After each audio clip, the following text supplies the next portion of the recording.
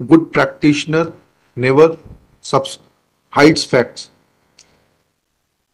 आपको बात यहां से शुरू करना चाहिए, फिर आप अपना आर्ग्यूमेंट डेवलप करिए और उसको मीट करिए। डिसमिस होने के बाद 3 विटनेस एग्जामिन हो गए हैं जो परिवार के ही लोग हैं। ये तीनों विटनेस हो गए हैं। हमारे ऊपर कोई भी स्पेसिफिक एलिगेशन नहीं है। एक्चुअली ये जो केस है, ये entire case is based on circumstantial evidence. I have been implicated on the basis of the memorandum statement of co-accused as well as my own memorandum, lordship.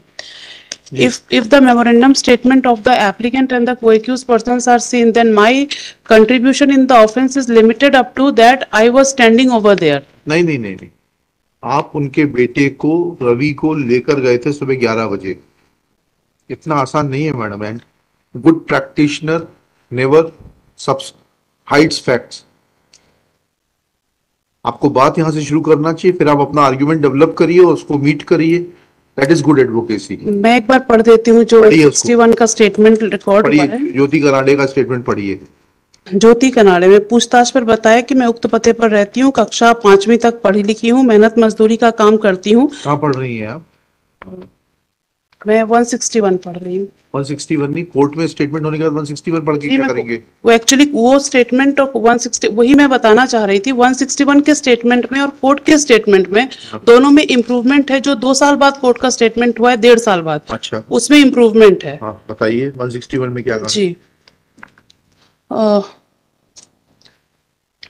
काम करता एक लड़का रवि था जो मैक्स शोरूम आशिमा मॉल के पास भोपाल में काम करता था।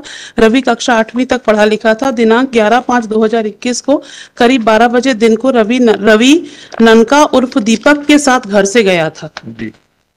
रवि शाम को 7 बजे घर वापस नहीं आया तो मैंने शाम को करीब 7 बजे अपने मोबाइल नंबर सोएंसो से रवि के मोबाइल नंबर पर फोन लगाया तो रवि ने मुझे बताया कि मैं अपने दोस्तों के साथ ग्राम झीरी में फंस गए हैं, मुझे लेने आ जाओ। फिर कुछ देर बाद फिर से फोन लगाया तो रवि का फोन दीपक ने उठाया और बोला कि हम मदर टेरेसा स्कूल के सामने पेट्रोल पंप पर खड़े हैं, 10 मिनट बाद बात कर रहा हूं। फिर रवि से बात नहीं होने से मैंने अपने भाई दिनेश को फोन से अपने पास बुलाकर घटना बताई। फिर भाई दिनेश व पड़ोसी विष्णु के साथ मोटरसाइकिल से ग्राम झीरी के तरफ रवि की तलाश में जा रहे थे तो फिर से रवि के मोबाइल पर फोन लगाने पर दीपक ने फोन उठाया।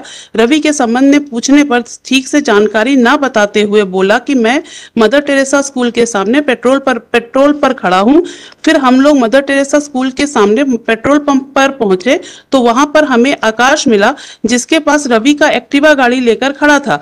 आकाश से रवि के संबंध में पूछा तो आकाश हमें गुमराह करता रहा। फिर बोला 161 में उसने ये तो कहा है कि आकाश रवि की एक्टिवा गाड़ी लेके खड़ा था। जी, कहाँ से आ गई एक्टिवा आपके पास में? मैं उसके लिए बताया है उसने, उसी समय है बताया बोला कि रवि पूछा तो आकाश हमें गुमराह कर रहा था। बोला कि रवि और कल्ला मेरी गाड़ी लेकर ईदगाह हिल्स तरफ गए हैं। आकाश ने हमें गुमराह करते हुए बताया कि हमारा झिरी गांव वालों से झगड़ा हुआ था तो हम तीनों रवि को आकाश वेंट अलोंग विद देम तलाश करते हुए झिरी तरफ आए तो रास्ते में पड़ने वाले भैया लाल ढाबे पर ननका उर्फ दीपक मिला जिससे रवि के संबंध में पूछा तो ननका उर्फ दीपक ने बताया कि झिरी के पास झगड़ा हो गया था। इसके बाद मुझे नहीं पता रवि कहाँ चला गया है। फिर मैं और भाई दिनेश रवि की तलाश झिरी तरफ आसपास कोलार रोड क्षेत्र में की जिसका कोई पता नहीं चला। फिर मैं भाई दिनेश विष्णु कुमार सोएंसो चौकी में जाकर रवि के गुमने की रिपोर्ट लिखाना चाहे तो उन्होंने कहा कि कोलार थाना में जाकर रिपोर्ट लिखवा दो। फिर हम कोलार थाना पहुंचे। उन्होंने कहा झिरी नूरगंज थाना का क्षेत्र है। नूरगंज जाकर रात अधिक होने से घर वापस आ गए। रात करीब 2-2:30 बजे मेरे लड़के रवि की एक्टिवा गाड़ी को आकाश मेरे घर मल्टी के पास छोड़कर चला गया। फिर उसी रात को सुबह 4 बजे से मैं अपने भाई दिनेश विष्णु लड़की दीपिका सोएंसो के साथ रवि को तलाश करने झिरी गए तो सुबह 5 बजे पुलिया के नीचे कोई व्यक्ति पड़ा दिखा तो हम लोग पास जाकर देखा तो मेरे लड़के रवि की खून से सनी हुई। This is the entire allegation. ठीक है, एक्टिवा कहाँ से आ गई आपके पास? Activa and mobile is also. ठीक है, हम वहां पहुंचे तो आकाश के पास रवि का मोबाइल और एक्टिवा मिली। कोई मोबाइल हमसे सीज नहीं हुआ है लॉर्डशिप। एक्टिवा कहाँ से आ गई? एक्टिवा भी हमसे सीज नहीं हुआ है लॉर्डशिप। कहाँ से मिली एक्टिवा? इनका कहना, इन्होंने ये 161 में ही कह दिया कि एक्टिवा हमारे घर पे ही वो छोड़ के चला गया।